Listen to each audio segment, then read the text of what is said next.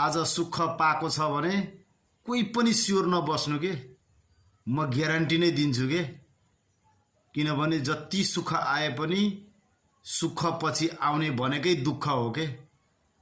त्यही भएर दुःख आयो भने मैले मान्छेलाई तडपेको देखेको छु। मेरो जीवनमा दुःख पर्दा मान्छे रोको देखेको छु।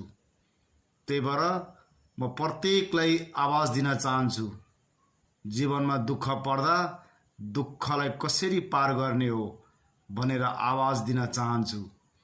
जति दुःख परे पनि, जति सुख परे पनि जिन्दगी आफ्नै तरिकाले जिउनु, तर हर सासमा भगवानको नाम लिएर जिउनु। त सुख भयो भने आनन्द आउँछ, दुःख पर्यो भने मान्छे रुन्छ के, तडपिन्छ के।